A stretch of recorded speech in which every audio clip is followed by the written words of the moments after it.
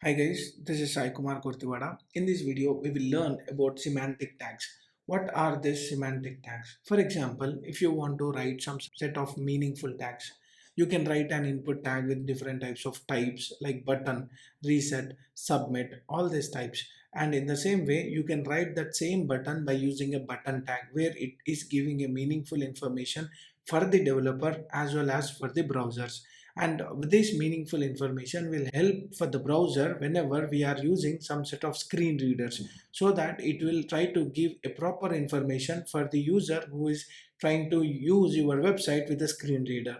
And along with that, you can easily understand some set of sections by seeing the tag name from one developer to another developer. So if one developer is writing some section and that section is related to what type of section, and that can be easily understandable by other developer. So that's how we will be using the semantic tags. There are many semantic tags and some of them we will be talking now. So there are semantic tags like form, where form is a semantic tag which gives an information that it contains all the form elements. Like that, we have other semantic elements like article. So we have an article tag. Whenever you are trying to write some sort of article details, then you can use this article. So let me write some paragraph as some content and save this, or just remove the paragraph and write is normal content.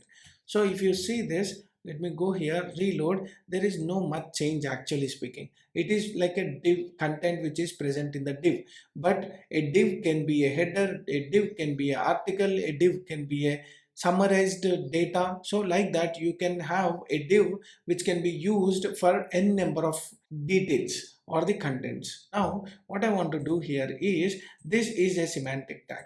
Why? Because this is an article. You are mentioning that the content which is present here is an article related stuff.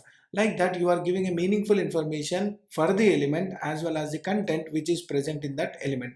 There are many things like this. For example, whenever you are writing a navigation bar, then you can use a nav element which defines that it is a navigation bar. So let me use some content here like nav content and save this and go here. Let me reload. If you see, there is no much difference between these two. There are the contents which are displayed in the same format, but whenever a developer comes and sees this element, he can understand, okay, this is related to the navigation stuff.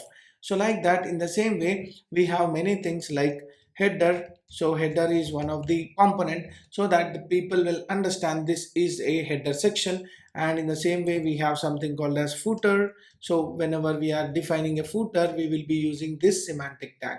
And there is something like mark. So mark is something like highlighter. Already we discussed about this mark. For example, let me use hi, this is mark. Then this mark data will be highlighted. Let me reload and you can see this is highlighted with the yellow background. So now we have something called as main.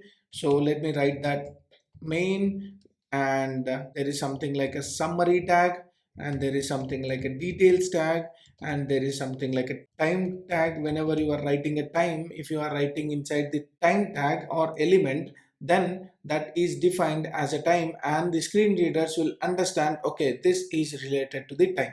So mainly these are used for the screen reader purposes, because we can write the same stuff even without semantic tags, but it is always recommended to use semantic tags. It helps in SEO and it also helps in screen reader stuff.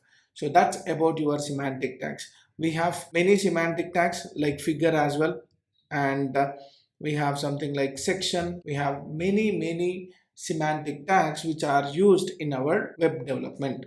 So always don't write every time div. Instead, you use a meaningful tag so that developers who is developing that web application, they will understand why you wrote that particular section and what is the purpose of that section. So that's why it is always recommended to use semantic tags whenever it is required. So that's it for this video. Hope you like my explanation. If you like my video, like, share, subscribe to my channel for more updates. Signing off. Thank you.